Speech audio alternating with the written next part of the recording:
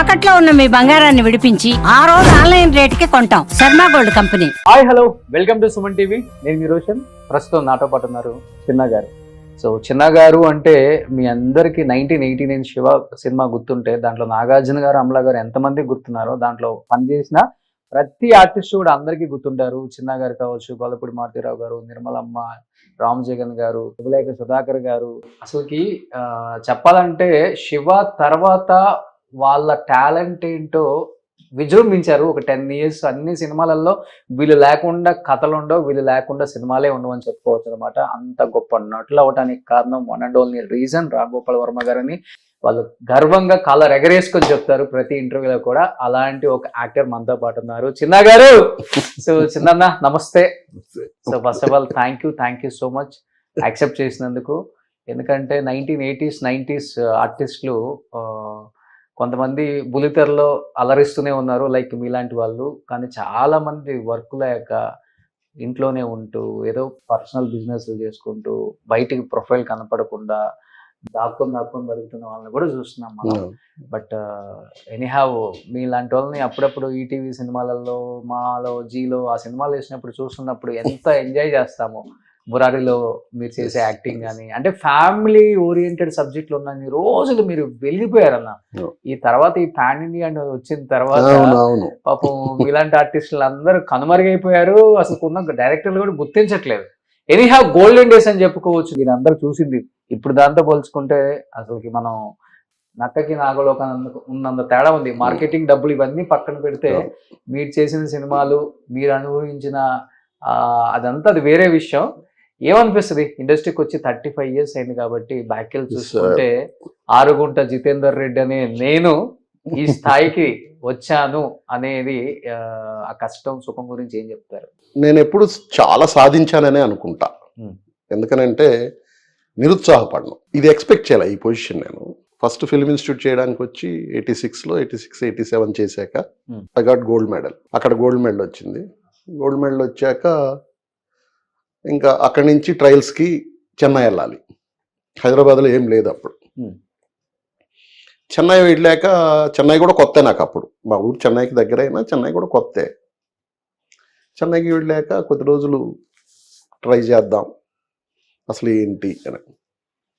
దీంట్లో చెన్నైలో ఏంటంటే మా ఫాదర్ వాళ్ళ అన్న ఆడిటర్గా ఉండేవాళ్ళు. ఓకే.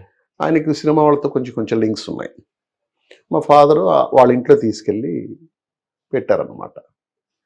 పెడితే ఆయనకి ఇది ఇష్టం లేదు, ఇండస్ట్రీ అనేది ఇష్టం లేదు. ఎందుకు వాడిని అలా పాడు చేస్తారు, ఇంటి దగ్గర హ్యాపీగా వ్యవసాయం ఉంది, సినిమా థియేటర్ ఉంది, 25 acres ల్యాండ్, పొలంలోనే ఇల్లు, ఊర్లో theatre. Okay.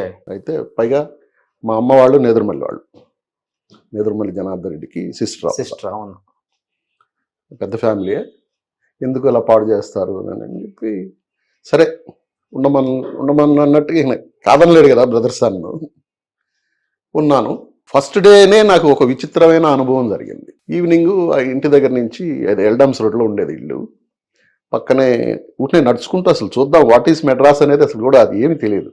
First day evening అలా నడుచుకుంటూ వస్తుంటే ఆ వీనస్ స్టూడియో పక్కన కుర్రాళ్ళంతా ఒక గుంపు ఉన్నారు. కొంచెం తెలుగు మాట్లాడుతున్నట్టుగా అనిపించింది.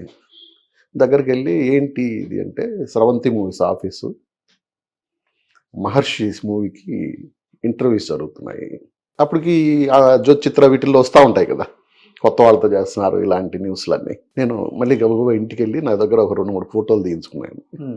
అవి పట్టుకొని నేను కూడా గేట్ లోపలికి ఎంటర్ అయ్యాను. ఓకే. ఎంటర్ అవుతానే ఈ వంశీ గారు ఎదురయ్యారు, పెద్ద వంశీ గారు. ఎదురయ్యి ఎవరు అని అన్నాడు. సార్ నేను ఆర్టిస్ట్ని సార్, ఫోటోలు ఇద్దాం. వెళ్ళు బయటెల్ అని అన్నాడు. షాక్ అనమాట అసలు. అది ఫస్ట్ అనుభవం నాకు. ఇదేంటి ఇలా ఉంటుందా ఇండస్ట్రీ అని చాలా నిరుత్సాహంగా అక్కడి నుంచి బయట వస్తుంటే వేమూరు సత్యనారాయణ గారు production executive and production designer వాళ్ళ మూవీస్ అన్నిటికీ. ఓకే. ఇది చూశాడు ఆయన, గబగబా వచ్చాడు. బాబు ఇలా రా అని అన్నాడు. నువ్వు ఎవరు అని అంటే ఆర్టిస్ట్ సార్. ఇలా రా అని చెప్పి లోపలికి తీసుకెళ్ళి కూర్చోబెట్టి ఫోటో మీద అడ్రస్ అయి రాయించి నేను ఉంటే కబుర్ చేస్తాను వెళ్ళు అంటే ఆయన కూడా ఫీల్ అయ్యాడు పాపం. అలా స్టార్ట్ అయింది నా జర్నీ. ఓకే. అలా స్టార్ట్ అయిన జర్నీ ఒక నెల రోజులు 2 నెలలు అక్కడ మా పెదనాన్న గారి ఇంట్లో ఉన్నాను. ఆయన మాట్లాడు, సాయంత్రం వెళ్ళొచ్చాక ఎక్కడికి వెళ్ళావు, ఏమైనా ట్రై చేసావా, అసలు అసలు మాటే కరువు. ప్లస్ వాళ్ళ ఇంట్లో కొంచెం డిసిప్లిన్గా టైమింగ్స్, మన సినిమాకి ఏమో టైమింగ్స్ ఉండదు. షార్ప్గా 7కి 8కి వెళ్ళి పడుకోవాలి. ఓకే. మనకేమో డైరెక్టర్ దగ్గర వెళ్తే ఎప్పుడు కలుస్తారో తెలియదు, ఎప్పుడు కలవరో తెలియదు. వీటి అన్నిట్లో చూసి ఇది కరెక్ట్ కాదేమో అని చెప్పి బయట వచ్చేసి మా ఫ్రెండ్స్, నాతోటి ఇన్స్టిట్యూట్ చేసిన ఫ్రెండ్స్ అప్పటికే రూమ్ తీసుకొని, పాత ఫ్రెండ్స్, కొత్త వాళ్ళు కూడా నాతోటి చేసిన వాళ్ళు కూడా ఒకరిద్దరు ఉన్నారు. ఒక 5 మంది, 750 రూపీస్ రూమ్. ఓకే. ఒక రూము, ఒక చిన్న కిచెన్ లాంటిది, ఒక వరండా పైన, రంగరాజపురం. అక్కడి నుంచి ఎదురుగా వినయ్ అని డైరెక్టర్, వినయ్ కుమార్, అప్పట్లో ఒకటిసారి 2 సినిమాలు చేశారు. ఆయన ఎదురుగా ఇంట్లో ఉండేవాడు. మా ఇంటి కింద నుంచి చూస్తే చిన్న డాబా హౌస్, ఇది 4th ఫ్లోర్ మాది. ఆ డాబా హౌస్లో డైరెక్టర్ ఎంబి చక్రవర్తి గారు ఉండేవాళ్ళు. మేమున్న ఇంట్లోనే అప్పటి వరకు శంకరాభరణం రాజలక్ష్మి గారు ఉండి ఖాళీ చేసి వెళ్ళిపోయారు. కింద ఒక సినిమా ఆఫీస్ ఉండేది. సినిమా ఆఫీస్ ఉంటే వాళ్ళని బతిమాలుకొని చిన్న పీపీ నెంబర్ ఒకటి పెట్టుకొని ఆ రూమ్లో నా ప్రస్థానం స్టార్ట్ అయింది. 5-6 మన శ్రీకాంత్ గారు వీళ్ళందరూ రూమ్మేట్స్ ఎవరు మీకు ఇప్పుడున్న ఉన్నాళ్ళల్లో పెద్దగా ఎవరు లేరు. వాళ్ళల్లో నేనే కొంచెం బాగా హైప్కి వచ్చింది.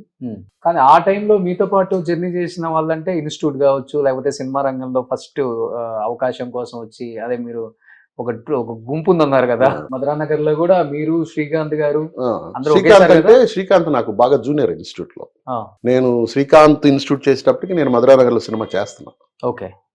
ఆల్రెడీ కమిట్ అయి ఉన్నాను. అప్పుడు శ్రీకాంత్ వచ్చి నేను తీసుకెళ్లి గోపాలరెడ్డి గారికి కూడా పరిచయం చేశాను.